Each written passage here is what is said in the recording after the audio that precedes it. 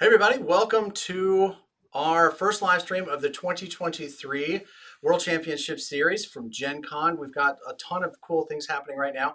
First, I want to jump in here and see do I look right? Do I sound right? Am I in line? It's been a while since we've done one of these live streams, so I'm still trying to remember how to use all the software. Give me a thumbs up in the comments if everything looks right. What I've got right now is something running in the background.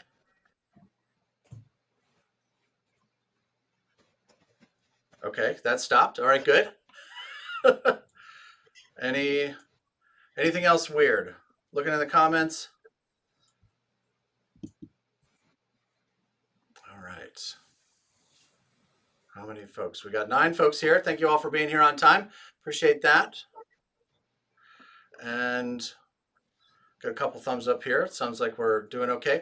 All right, so we're going to give it a moment and let everybody kind of catch up. And so we're going to hit our countdown timer and be right back.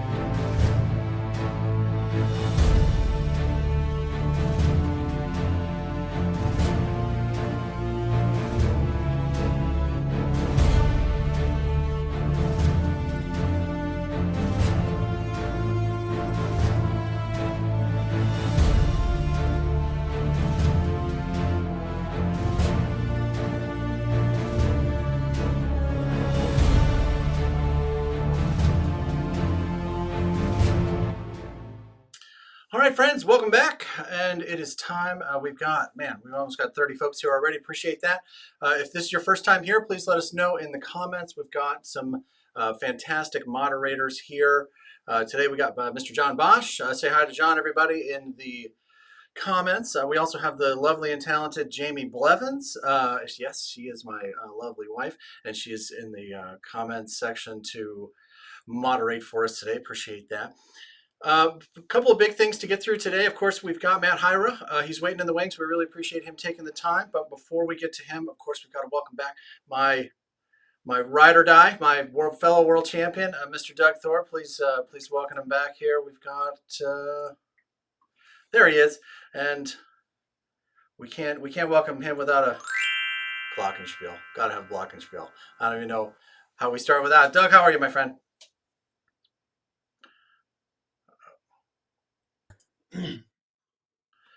All right, so I muted you. That was my mistake. Let's try that again. Doug, how are you, my friend? I'm good. It's good to be here. Looking forward to this. A little rusty on the old live streaming thing. We're still working on it. Fantastic. Thanks for being here. We've got a couple of big announcements today. If you've noticed, the membership, the join button has been activated below, and we have started the memberships.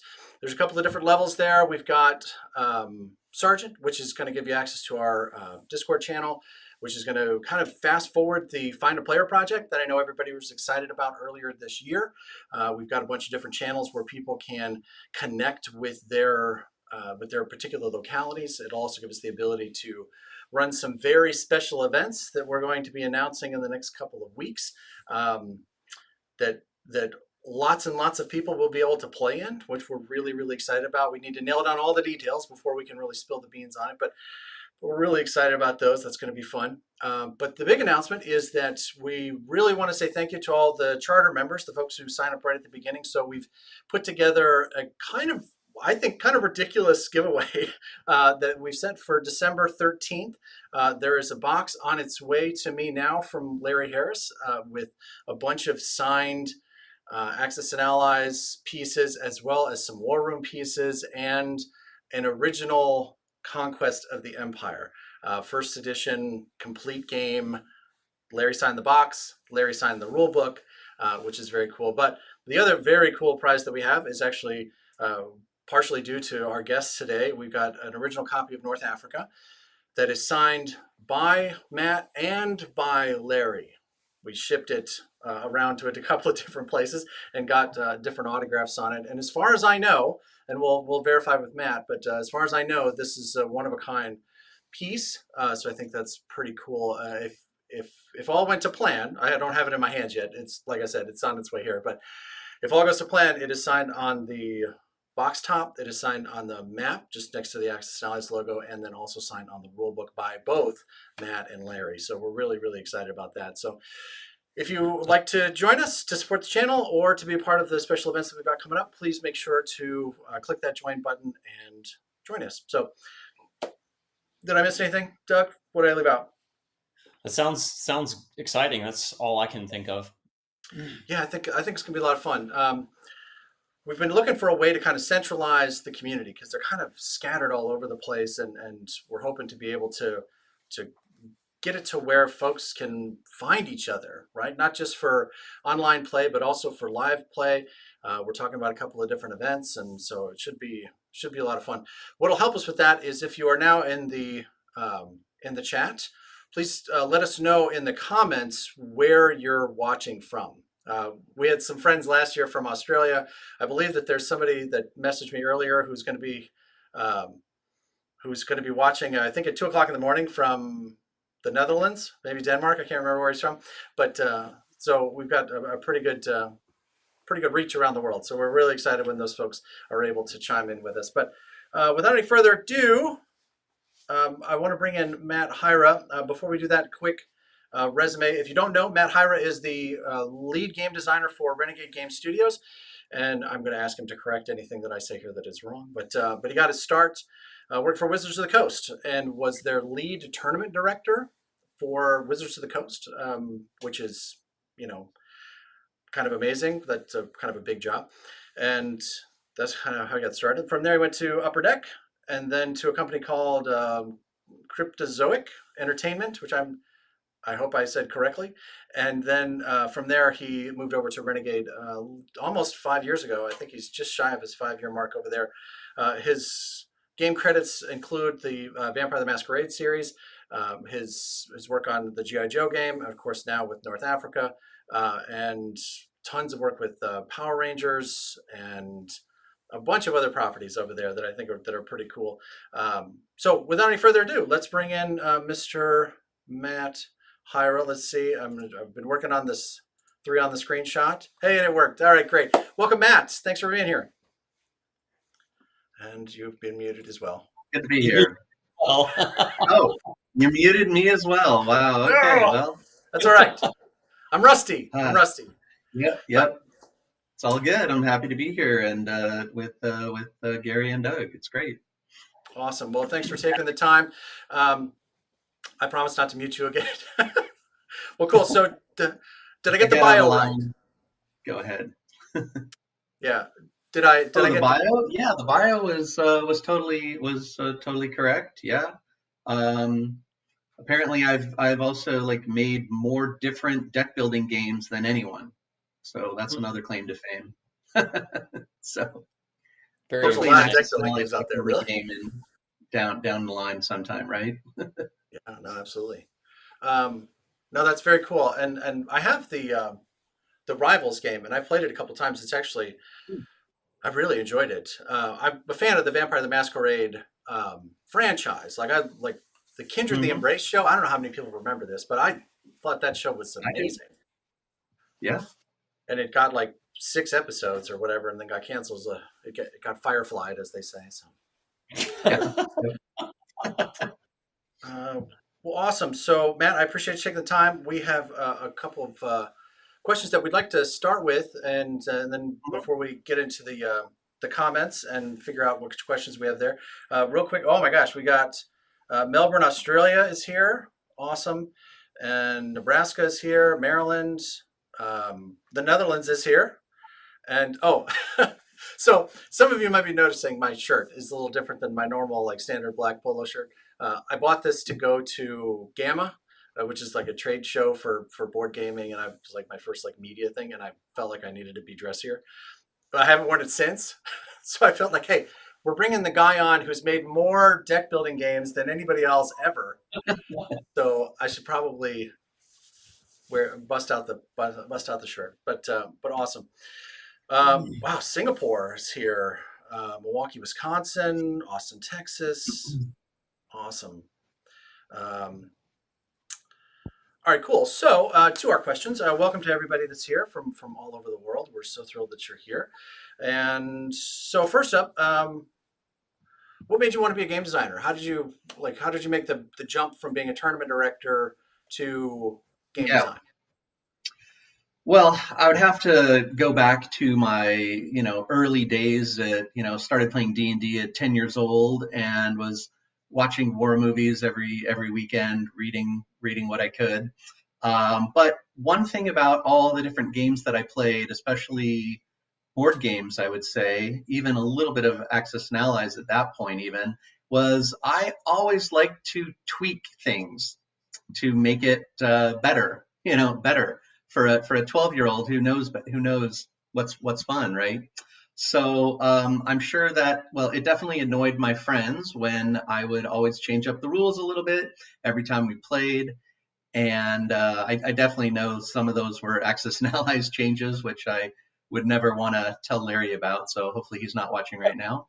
But yeah, it was just constantly thinking, how could this be better? How could this be better? And so that kind of just led me on, down the path of a game designer.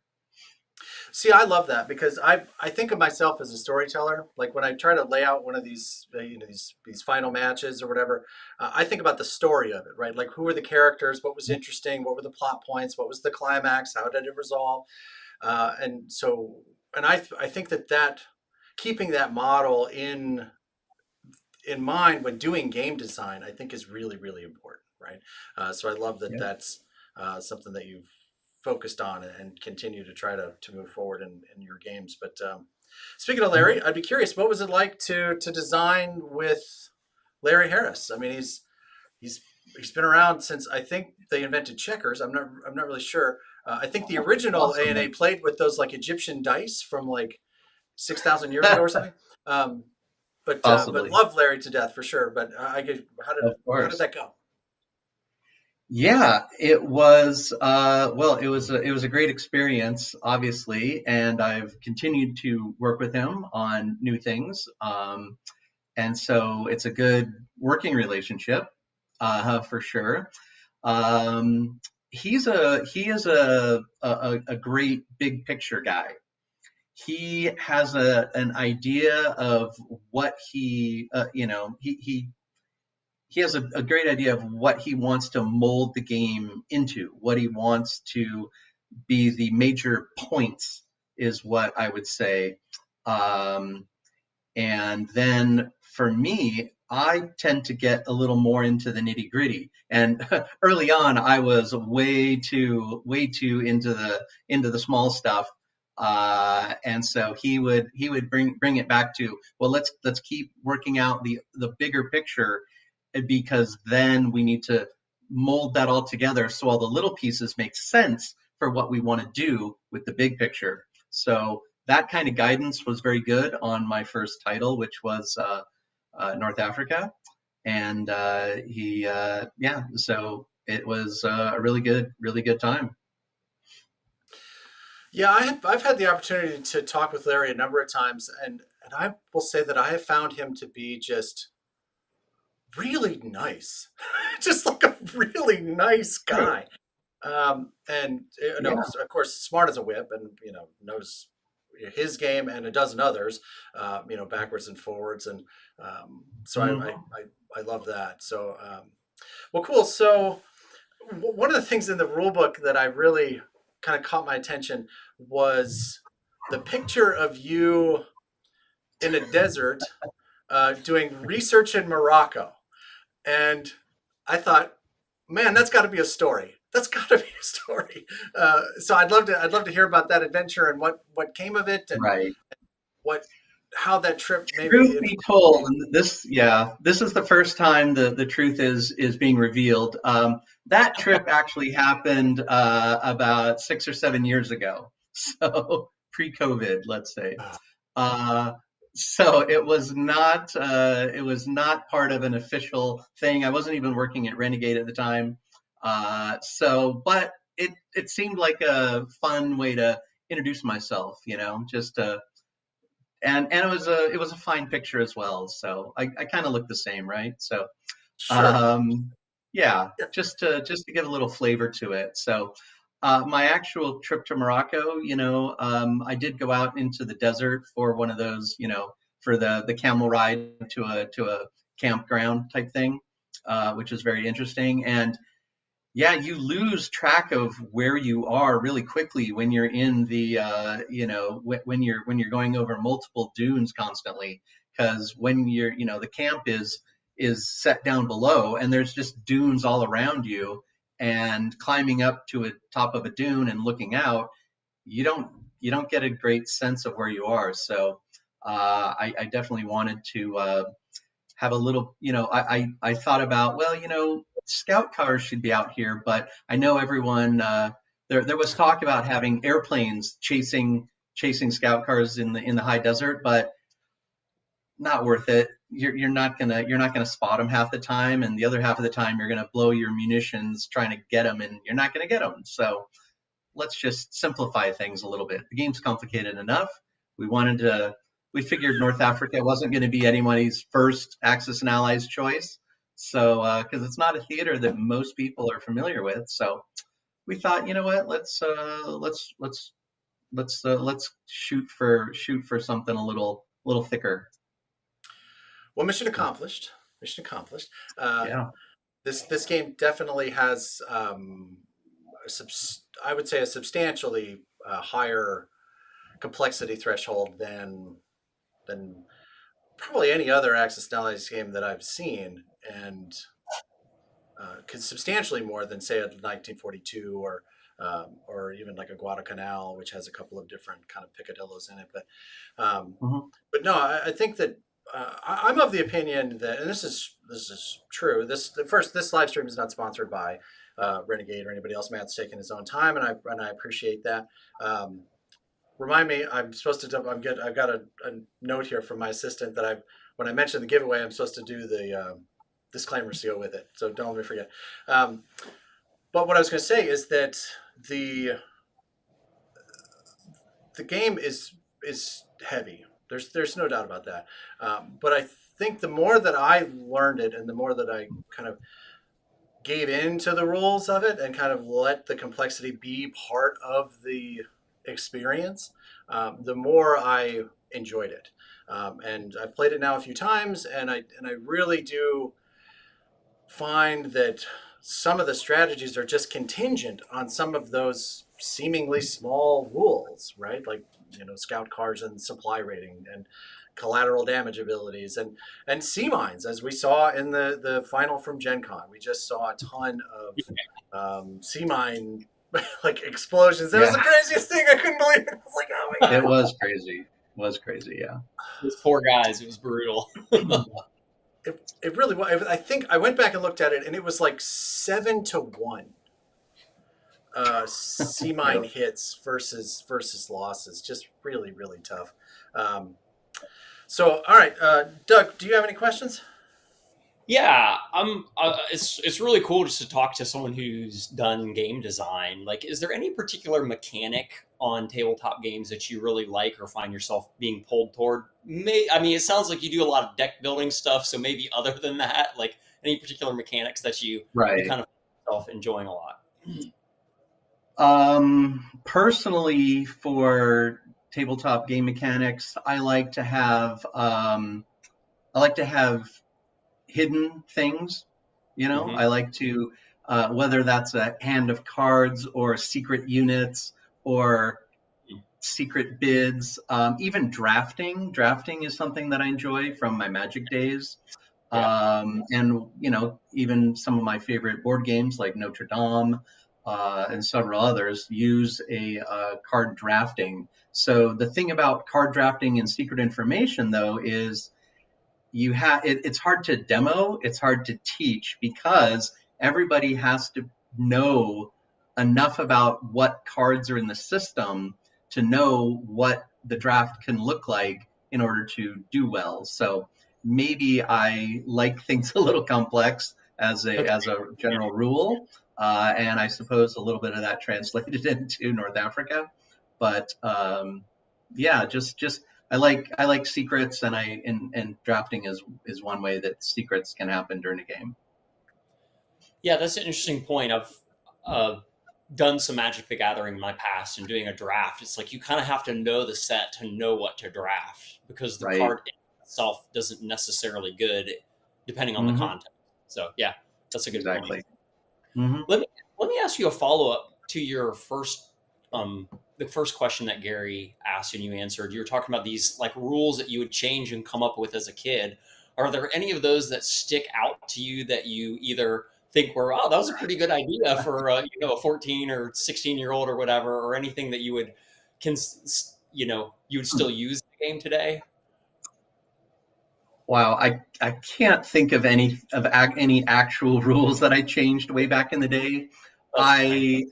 I have a general sense that I was a person who never did the technology roles in Axis and Allies, and Hmm. some of my friends did like to do the advanced tech, Yeah. and they would hit and I would miss. So I have a feeling I eventually outlawed those rules from the games. So I can yeah. remember firing up Axis and Oz Classic as a kid, and like, all right, our first round, we're going to do nothing but roll for technology, and like nothing, nothing would Uh-huh. happen. Yep. Yep. Um, are there any particular strategies or tips about North Africa that you'd be willing to share with us as far as things you found successful for either side? Wow, are you talking like macro level or micro little tricks? I don't know either. Maybe whatever you're willing to share with us. Um, yeah, I would say on the macro level, just try different things. If you're try for a strong navy in one game, and then try for a highly mobile force in the next, and maybe one game you want to keep multi-supplied, and another game maybe you can get away with not doing it. Things like that. As for little tips and tricks, I think my favorite, the one I try to encourage the UK to do, is to send a 5 supply token to Gibraltar, right? Mhm. Early on, and then break it up there and just send like one supply every round to the Malta convoy zone starting the following round. You get the cheaper supply, and then you just show the Axis that it might not be worth it for you to spend sea mines and ships and airplanes to go after one supply. But of course, that one supply could turn into 15 RPs. So who knows? Maybe you should. Yeah. Another thing that I like to encourage folk is when the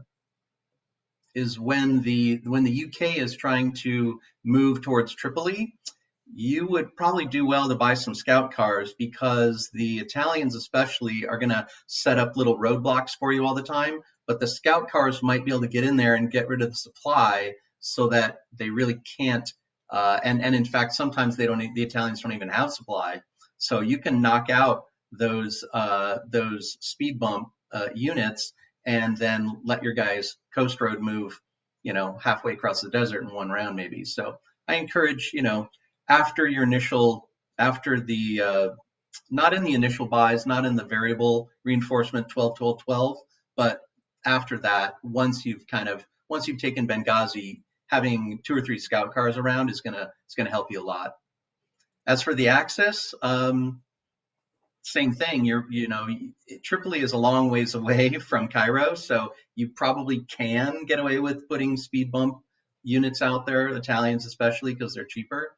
Uh, and in fact, in Northwest Africa, the Anglo-American landing, you might be able to get away with moving some of your tanks and bigger units out of Tunis for a round or two, just to scare the UK, and then you can make it back when you need to. So Hmm. there you go.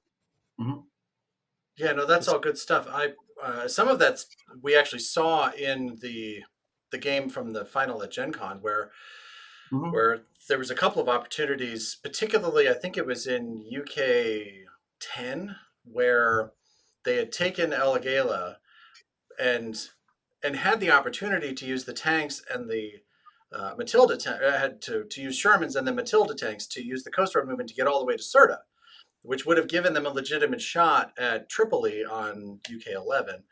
Turns out they didn't need it, but and I think that it's pretty clear that had this game gone even one more round, that it was clearly going to be a full wipeout from the for the Axis. Yep. Um, but no, I think that's those are all really good points. And I will say that when I've played this game the last couple of times, that the strategy that I've been working on for the Allies, particularly for the UK, is a full-on assault on the Axis supplies. Mhm. Um, sea mines in the convoy zones that don't detonate until deployment, because those sea mines, if they hit, will only ever hit transports. So that can be, particularly if you got the luck of the guys at Gen Con, uh, that can Right. be a big deal. But then also, bombers, scout cars that can flank around and can get Mhm. to, the particularly that opening move for the Operation Torch, where they can essentially cost the one Italian guy in Benghazi, if he wants to Mhm. defend, can cost him 3 supply immediately, and I think Right. they've only got 7 in the area to start the game. So it's Mhm. that's a big hit. I mean, and Yeah, that would be a tip: is don't bother defending with that guy in Benghazi. Just retreat into Tobruk or something. It's not worth it, you know. yeah, Gary, that was pointed out like maybe in round one or something like that. I seem to remember that in the video, right? Yeah.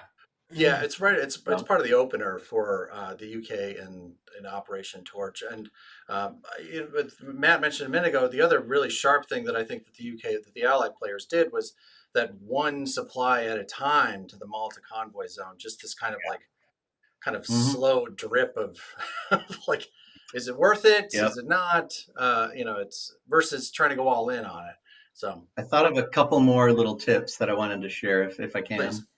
can. One thing is I like it where the Axis can take one of their scout cars, probably out of Tunis, and throw it down into the Sahara, close to Morocco, because oftentimes the U.S. will leave supply behind in Casablanca or other places, and you can start sniping that with the supply raider ability, which is pretty good.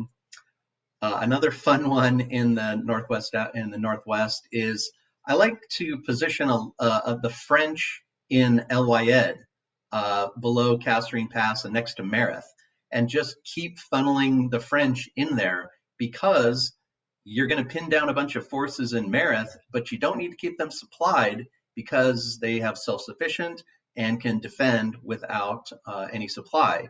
So your supply situation is going to get used up in Kasserine Pass and Constantine, but having a bunch of French in El is always a good idea. Hmm.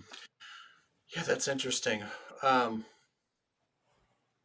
And they don't even need to attack; they're just there to threaten. They certainly could attack once you get some supply into Kasserine, but early on you don't have a lot. You may not have a lot of supply, but just parking them there is going to pin down some forces in Mareth. So Yeah, I think that's interesting. I did like the mixed force of the French and the American or British units, which gave the ability to retreat and force the Axis to spend additional supplies to attack again because the hits are assigned to units that are retreating, not the French units that are standing there still looking for a fight. But I think having them stand alone and being able to essentially block that southern line coming out of Mareth is interesting. It makes it harder, if not impossible, to get that flanking maneuver um, from from Mareth, unless you're able to get up into Tunis or. But anyway, so again, the complexity of that, right? To kind of go back to what we were talking about before, the complexity of the different abilities and the different options is kind of the flavor of this game, right? It's a right. crunchy game. There's no doubt about it. But the more you like get into that and understand that, the more engaging it becomes, right? But there is a curve. There's a reason why the how to play video is 2 hours long, because it's a lot to take in. But hopefully it's something people will push through and really get their brain around because it's pretty cool. It's a fun experience. I hope people will watch the how to play and get a chance to pick up the game and go from there. But which Mhm. segues me back to the giveaway. All right. Segue. So again, we're kicked off the memberships. The join button is now active. So if you are interested in joining us for a bunch of live streams in January so that you can participate in those chats. When we come into January, the live streams will still be public, but only members will be able to comment, so that we can, make sure that folks are able to get their. We had thousands and thousands of comments last year, which we were just completely blown away by, that we were not able to answer, and so we needed to be able to prioritize that. But to thank the folks that are signing up, we've got a giveaway coming up on December 13th, and here's the disclaimers. All the giveaways are open to all members, which regardless of which tier you sign up for. Um, the giveaway is not sponsored or affiliated with YouTube. This is just us. But we did receive several very cool strategy games from our friends at Renegade. They offered to send, I think we have a copy of Acquire. We got another copy of Diplomacy. We got a copy of Nexus Ops. And one other one that I can't remember right now. Uh, Robo Rally? Robo I don't Rally, know. yes, that's that's exactly Okay. right. I was trying to Rover. think of all the other games that aren't Axis and Allies. That was Yes, exactly right. But we also got some gifts from our friends at Nightingale Games. They have sent us lots of accessories for War Room, which is a very, very cool game. And we got even like I think we got the staff sticks to like push the pieces around, which is just, it's one of these things that I like because it's ridiculous, and I like things that are just like over the top ridiculous. But like John Bosch dressed up as MacArthur at Gen Con, like I just think Right. that's this year, though, he didn't dress up as MacArthur. He dressed up as Admiral Keelhaul from our GI Joe video, which was awesome. Thank you, John. That was amazing. I'm gonna put that picture back up in the because it was just so much fun for the community. But also the rules are you've got to be a member by December 12th because we've got to create a randomizer. The drawing's on the 13th, so the drawing will be done live in a live stream on the 13th. But you don't have to be present to win, but you do have to be a member. So if you're not available on the 13th, that's okay. That makes sense. And you've got to be 18 years or older to win. One of the things that I'm the most excited about is the ability to connect players through these Discord channels. Basically, what we did is we created a find a player and then a sub channel for every state underneath it. And then as those fill in, we'll get, obviously Texas is giant, right? So we're going to need one for Houston, one for Austin, one for Dallas, and those will all populate under the Texas channel. Tennessee is, of course, massive, so there'll be probably a Knoxville channel and probably a Memphis channel, which is where we are, where I am. They're in other parts of the world. But we also set up channels for our friends in Australia, New Zealand, for Europe, for Canada, and all around the world. So we're hoping that the folks will find people to play not just online around the world, but also around the corner. So we're super excited about that. We hope that you join us. But awesome. So I think we're ready for the comments, the questions from the comments.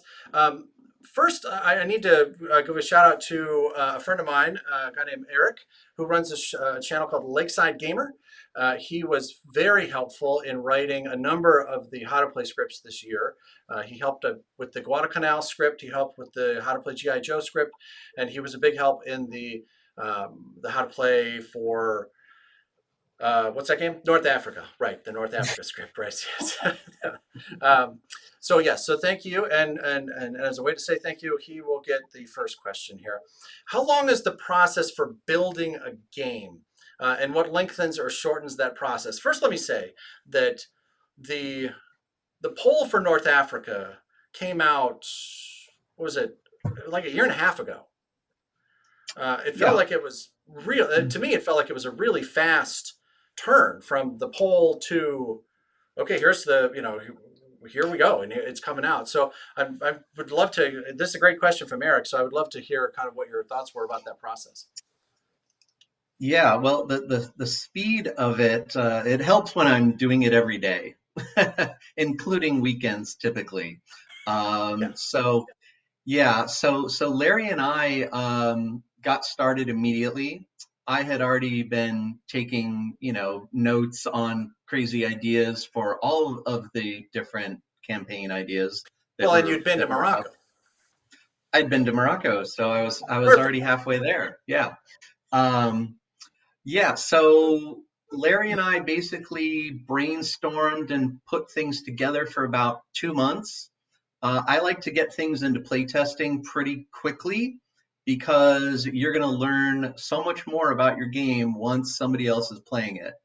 So we tested the Rommel's Last Push first because we wanted to get the entire expanse of we needed to see how the back and forth in the desert was going to happen, because then Operation Torch being half size takes half as long. You can you want to get people playing the long scenario while they're still super happy to be there and jumping at the bit to play, right? Once they've already played 10 times, well, now you can play a half-size game, okay? So we know you've already played, you've already spent hours and hours on this. So how about you can play a half-size game and, So that's one way to do it. And so then the playtesting lasted until basically the end of November. We were playtesting right up until, so it was basically, we playtested basically from April to November of 2023. Does that sound right? I think it does. Yeah, Yeah. that's right. And so I would say that 2/3 of that was Rommel's Last Push, and then it was a little easier to do Operation Torch because we already knew a lot about Operation Torch based on what had happened in Rommel's Last Push. So we already knew about how the Free French were going to become Vichy and all that. So and then what lengthens or shortens the process? Probably multiple scenarios. Certainly lengthens it. Shortens it? Nothing shortens it. Nothing. So Oh yeah, well, Let me that just ask just a little bit of a follow-up. So when you're doing that play testing, is that mostly like just internal to you and whoever you're working with immediately, or are you getting that out early to other people to kind of yeah, experience it also? I get it out early. I put out calls for playtesters. There was a call for playtesters for North Africa. I put out a call this past April for another new World War II Axis and Allies game. So that's not being mentioned today because we're talking about North Africa. So I do put these calls out, and so people can come in and playtest. So I always have to teach people how to play because at that point I have like a 5-page rule book at that point.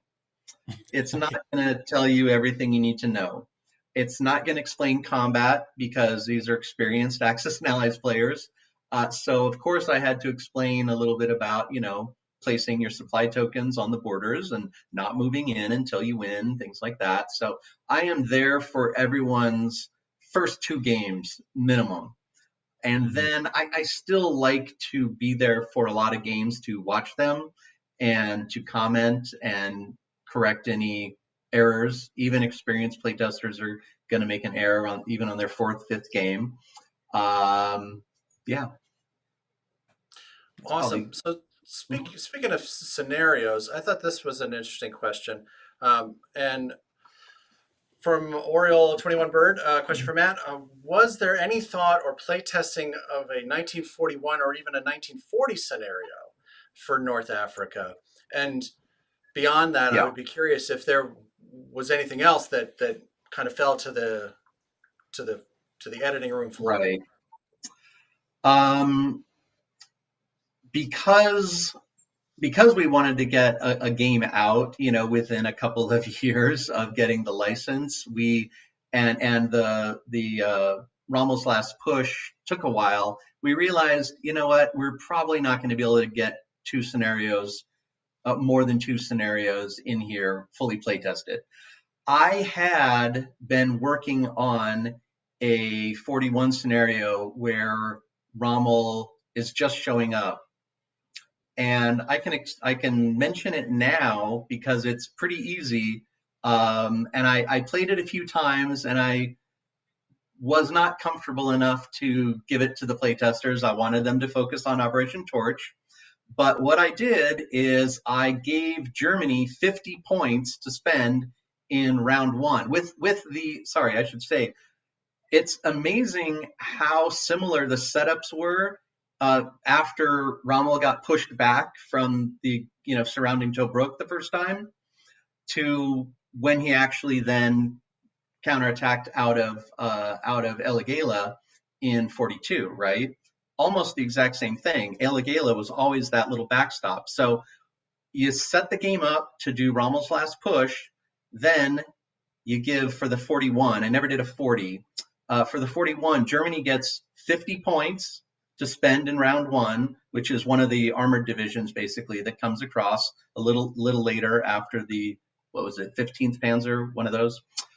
And then you play until round 6 with Germany getting no additional points unless they capture Benghazi or Tobruk.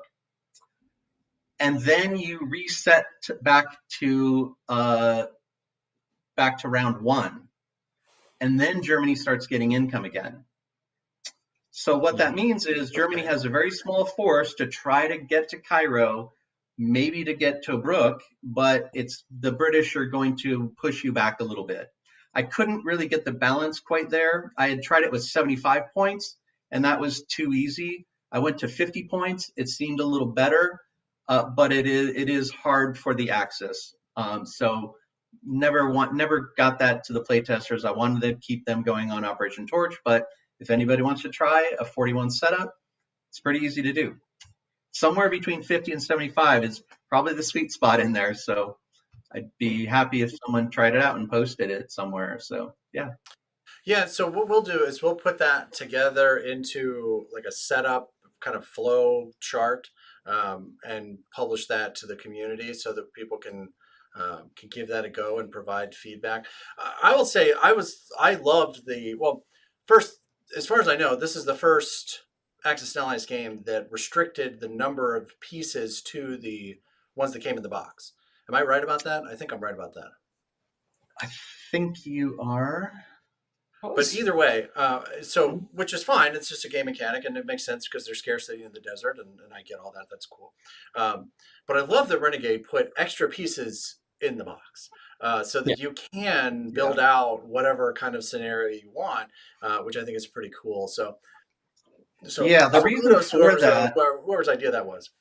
Yeah, the reason for that, I don't remember if it was Larry's or mine, but we were discussing like the fact that North Africa was a secondary theater and they didn't get everything they wanted. So we wanted the players to have that feeling. Right. Yeah, well, and it's definitely there. So let's see. Other than North Africa, is there any desire for other smaller campaigns? Invasion of Benelux and Scandinavia, that'd be interesting. Defense of Singapore, any other period outside of World War II, such as Korea or Vietnam.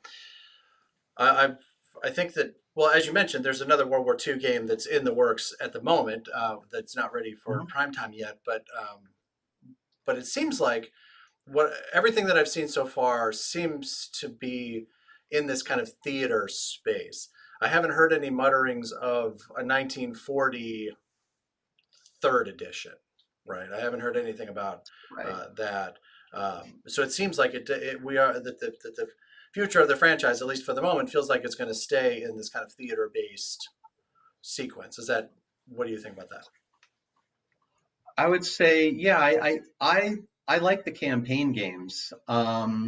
There's a lot of global games out there right now, so I think exploring campaigns is interesting, and I like the flavor of them and giving people that experience. So certainly there's going to be a wide variety of things happening over the years, but for right now, if you look at the list of what we were looking to do, and that was, me and Larry and Renegade bosses looking at campaigns, that is what we were initially looking at. So maybe that's what's coming soon. Who knows? Sure. Doug, So I would say we're not currently looking at of anything outside World War II, but that is a possibility down the line. Could be. Yeah, I've seen people play with it. I mean, I've seen other designers kind of overlay Axis and Allies rules on a North Korean map, and kind of look at that kind of stuff. Korean War period, even some modern war stuff. Though I think it gets a little tricky because I don't know how far the Axis and Allies mechanic would stretch to stealth bombers and subs with nuclear strike capability and come on now, it gets pretty hard pretty fast. But Right. Doug, you got any thoughts? I mean, classic with the heavy bombers basically had nuclear bombs. I mean, it was so ridiculous and broken. That's true. Thinking about it now, though, the Nova Games version, like way back 1981, was the only version of Axis and Allies that I've ever seen out of the box, anyway, that had the atomic bomb, and it was the game-ending device for that. You had to buy enough research to be able to develop the atomic bomb, which was essentially the version of the economic victory. Hmm. So Oh, that's interesting. right. So I thought it was pretty clever, actually, and it never came back in the like when Milton Bradley picked it up in 1984. It hasn't been part of the game since. And I will say, like, of all the Axis Allies games, like, to me, like, it seems strange that the atomic bomb is really what ended the war, right? It's certainly in the Pacific theater. So it seems strange that it never played a role, that it hasn't come back into some form or fashion in like any of the official Axis Allies games. But Matt looks like he swallowed a canary, so I'm gonna let it go.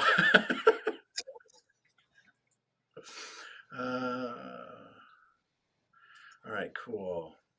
I'll take more questions. Yeah, anything. Yeah, there we go. Oh, let me get this one guy. For the record, Oriole, this is the gents from before. I think North Africa is really good. It's easily my favorite of the A&A campaign level games. D-Day was my favorite until just recently. So kudos. I like it. I like it. Thank you. Very Glad nice. you like it. In here. Let me ask this, just something that popped into my brain.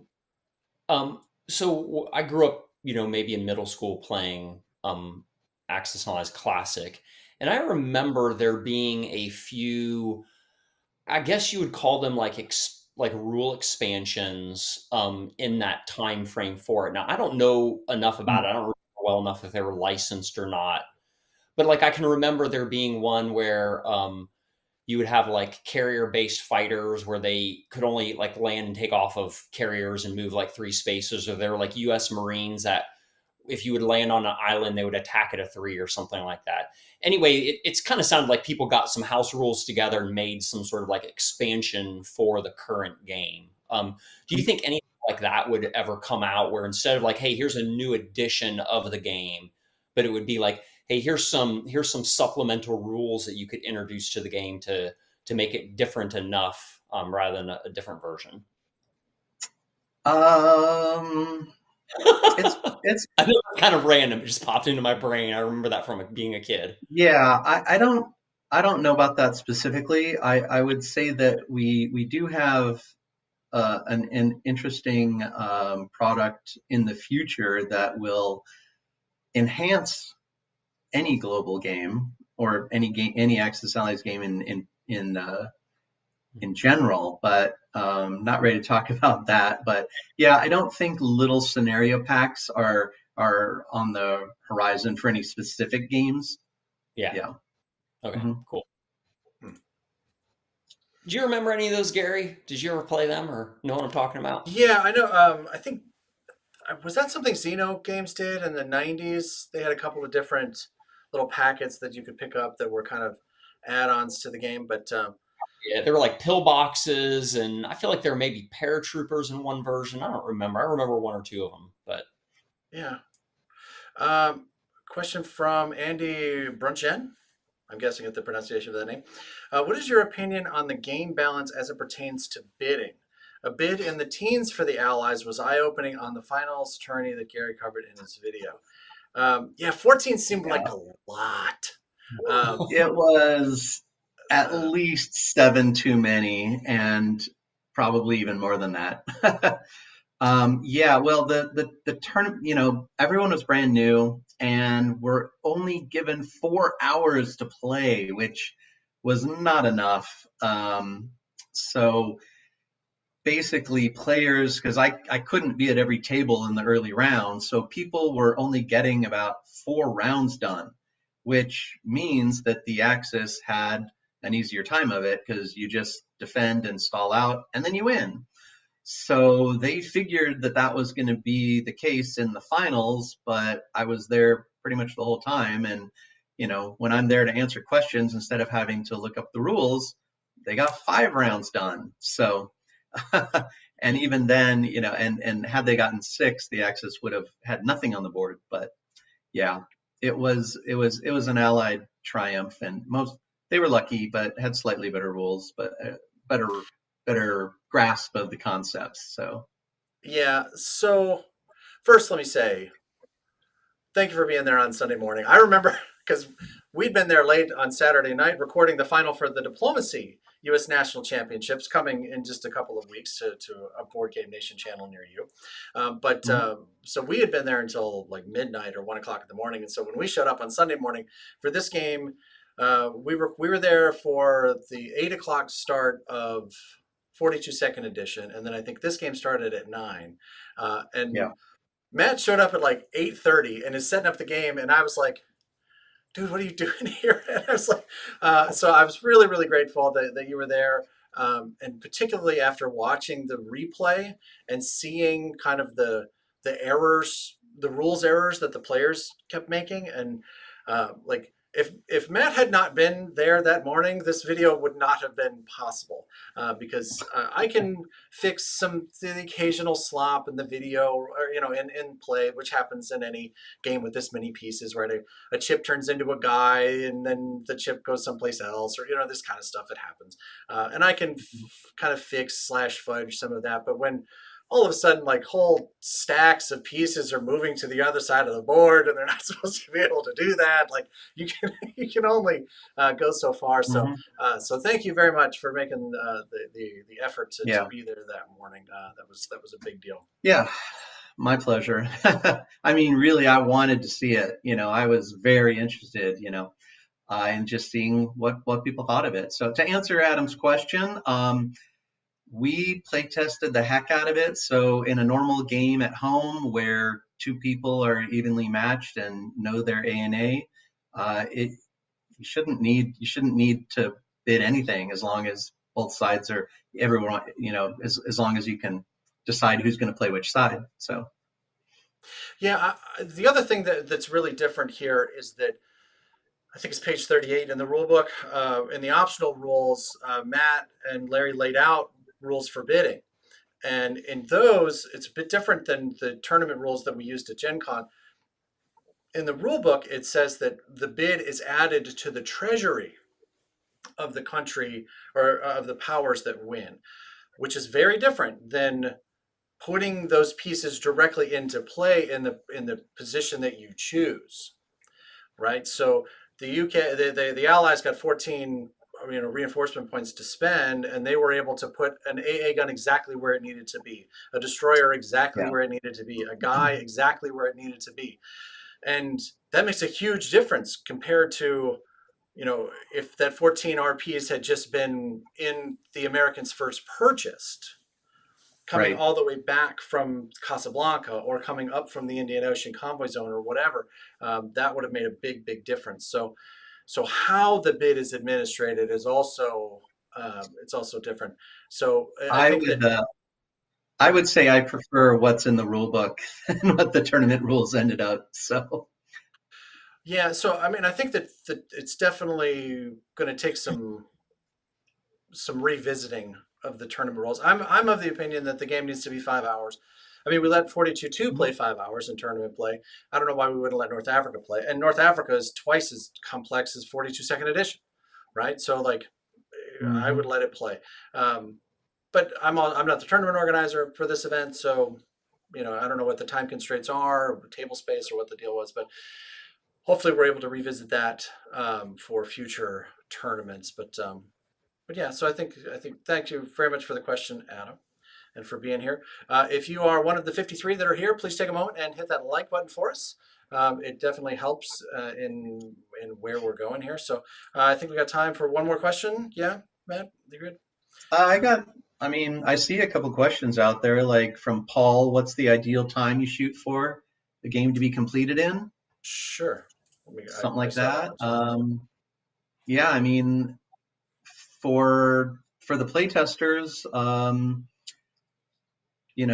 I think 4 hours is a good session, and so we tried to go shorter than that for Operation Torch, and a little longer for that for people who want to play all day Saturday with Rommel's Last Push. So I think 4 hours is about as long as most people can concentrate that intently and keep their logistics going, because it can be a head scratcher on occasion how you're going to get your supplies where you need to be and when to retreat. It's like, oh man, So I think 4 hours of concentration is typically good enough, but there's options in either direction with this one. I will say that there are some global players right now that are laughing. I know. I'm saying, in my opinion, Yeah, no, totally. And I'm with don't you. worry. We will someday make a 8 hour game. I promise. So I have no doubt. I have no doubt. I'm with you though. Like I'm a 5 or 6 hours is kind of where my brain will hold on. I get into that 12th hour of a global game, and I mean, Doug is a beast at it, man. He can play like a champ and just carry on, and he's got more brain power than I've got, more stamina than I've got. But I think it's because he's It's got more hair. I think that. like game after game after game after game, day after day for me, that your brain just turns to jelly afterward. Yeah, Sunday morning at the end of this tournament at Gen Con, man, it is. Yeah. There's not enough coffee in the building to get you back up to 100% brain capacity for that. But awesome. One more here. Let's see if we can. I like this question. Supply is a great addition for North Africa. Is it a mechanic that could be expanded to a larger theater of the game, or would that be too complicated? What do you think? Yeah. It's not that it's too complicated. It's probably just that your 8 hour game doesn't need to go to 10 hours just because you're moving supplies and trucks around. So that is one of the reasons why we thought we could make things a little more complex, because in North Africa, you are typically only fighting 1 to 3 battles during each player's turn, and sometimes not even that much, right? There's some Italian turns where they don't attack, right? So there's time to be moving your trucks around, getting them into position for your offensive in the next round. So I'm not sure you would want to add it to the larger theater games.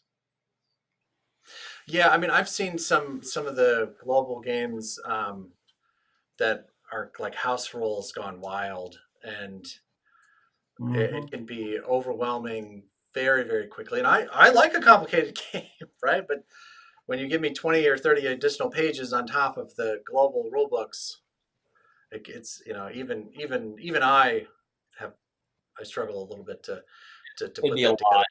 It's a very cool concept, but I think you're right, Matt. Like in a limited theater, if you were doing that, I mean, even like in 42 or anniversary edition, like there'd just be a lot. Like, Mhm. Yep, yep. All right, cool. Well, I think that is. Doug, you got anything else you want to talk about? no, this has been great. I enjoyed it. Oh, actually, one of the questions that we had in the comments earlier, as we were kind of doing promotions for this, 3 people asked me the questions. What A&A game should we be looking for in 2025? Well, we have announced Battle for the Deep, which is an original title. It's not a World War II game. We there certainly could be a World War II game coming out Feel free next to make news here, year. Matt. There Feel could free to be. make news. You do what There you got to could do. be. Nothing that has been announced. Like we'll see how things go, right? Sure. It's a maybe. But yeah, Battle for the Deep is a probably the simplest of Axis and Allies games, because there's only one terrain. It's underwater, so Hmm. you don't have to worry about where things are going to land or how things unload here and there.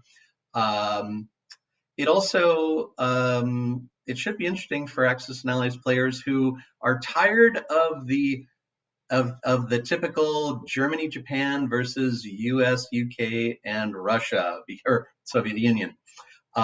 In that game, there's no set alliances, and except you do have a partner. You just decide that by the turn order. Player 1 and player 3 are partners. Player 2 and player 4 are partners. It doesn't change during the game. You also don't have, yeah, you can't turn traitor. It also doesn't have any specific. You don't have a set, right, diplomacy, right. It Yeah. also doesn't have a set starting position. So you choose your starting position amongst various starting positions, but it's not the same every game, and you can react to where your opponents are placing their home base.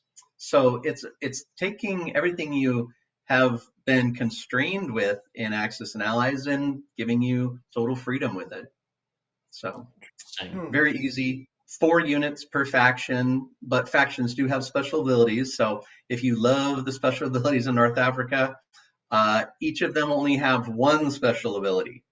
In infantry, Hmm. only one of the infantry units does has a special ability. But anyway, yeah. So that's been announced. Do we have a target More to come. date? I believe it's March or April. Probably, I'll Yeah. just say April so that we have a global audience here. I'll say April. You're not going to get it in March. Right, So, right, right. Sorry to my friends in the Netherlands who have pinged me a few times, like, thanks for making the how to play. Still don't have my game, but that stuff takes time uh-huh. when you're going through the EU and all the like that. So, but they're telling me now that they've been getting them, so that's good Great. news. Good to Um, hear. yeah. So, and even some of our Australian, New Zealand viewers have started getting their games, and now they're coming on and asking their questions and watching the finals and all that stuff. So a lot of fun. So I'm super excited about where we're going in 2025 with Axis and Allies. We've got the memberships. Remember, the memberships are now live. If that's something that you're interested in, you want to support this kind of content, you want to join a community that wants to play with you, then feel free to click that join button and pick the level that is right for you. We're going to have that Discord channel. We've already picked up a couple of moderators for that, so we're really excited about how that's coming together. And man, it's been a lot of fun. Matt, thank you so much for taking the time. I have one Yeah, it was last fun. question, if I may ask this one last question. I've had the privilege to talk to a number of really kind of high level game designers, legendary game designers, which I count you among them. I mean, you made more deck building games than anybody else that's ever made them. So, of course, you're gonna fit right into that category. The thing that I have found is that the folks that are kind of at the top still frozen. Can Yeah, you? YouTube is frozen. Yeah. Anyway,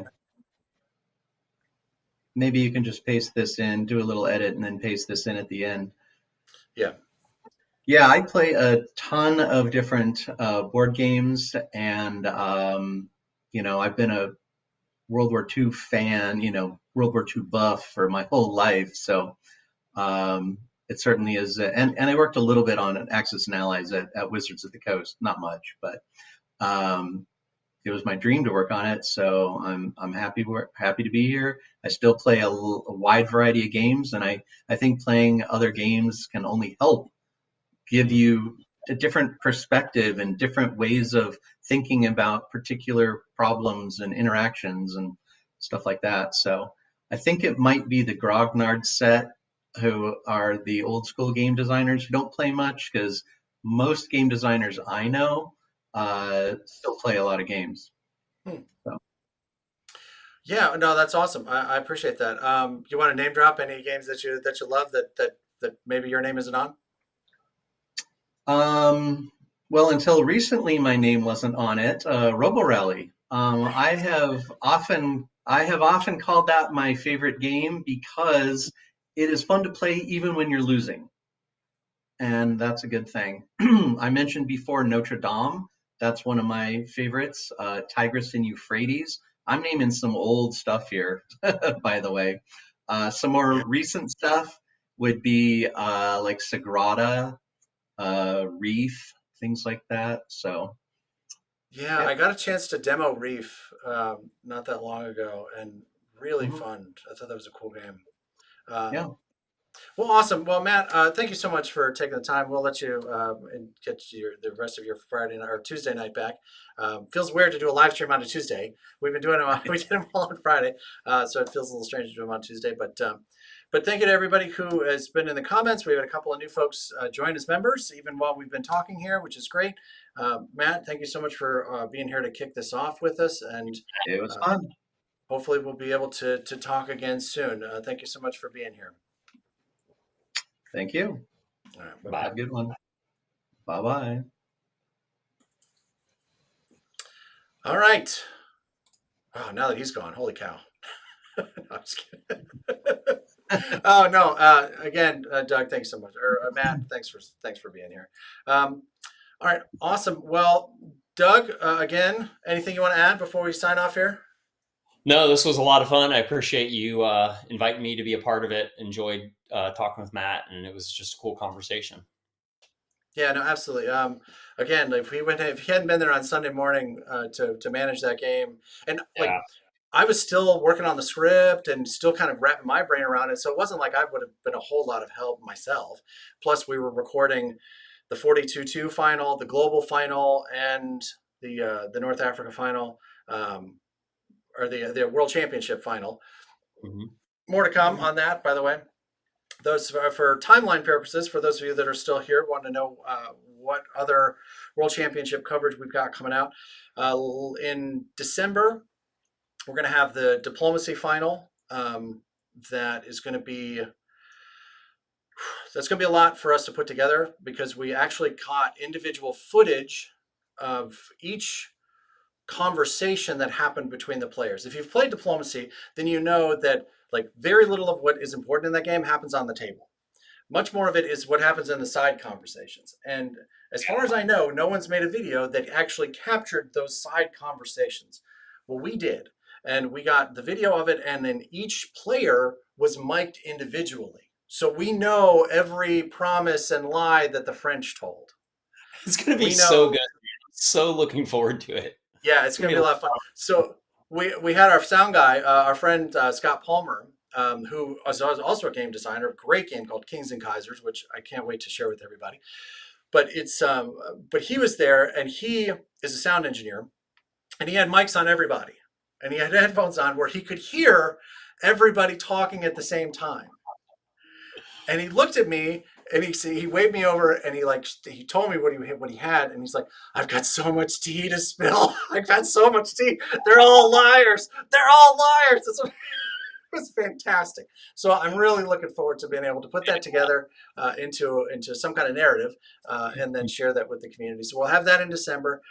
January, we're going to have the final for 1942 Second Edition, which was not the World Championship this year. This year, the World Championship was played on the anniversary map.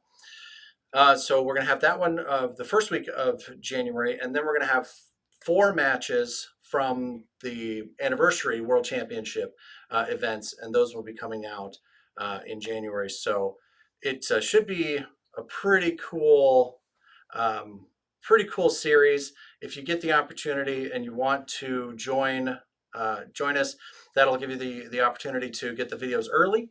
Also, when we come to do the live streams, which I think we will be doing on Fridays in January, when it comes time to do the live streams, if you want to be able to comment, to participate in those, you'll need to be a member for the live streams. So it should be a lot of fun. I'm really looking forward to it. And then we also recorded the final for the global tournament, which was a beast that had some of the best players in the game that played in that global final. And it ended in a way that I was very surprised. Let me just say that. I happened to be standing there when the game ended. And to capture it, I think we had 6 cameras on that big giant, because they had the global yoga mat, right? A lot. So it's a lot. So that's going to take us some time. So we expect to have that for everybody in February is the current plan. So we've got a lot coming up. And then as soon as that one's done, then we've got our own special events that we cannot wait to tell you about. We'll probably announce those at the giveaway on December 13th. So any other thoughts, comments, things you want to talk about? No, I'm good. I appreciate it. This was fun. Paul, we are going to look into the audio here. We've had a couple of internet glitches here, so I'm not sure if it's the internet or if it's the system or what the story is, but I appreciate the heads up, and I hope we get some new members here. Thank you to those that joined today, and we look forward to seeing what comes next. But Doug, thanks again for taking the time. Thank you to John Bosch and to my lovely wife, Jamie, for moderating for us, and we'll see you next time. See you, Gary. Thanks. Yeah, bye-bye.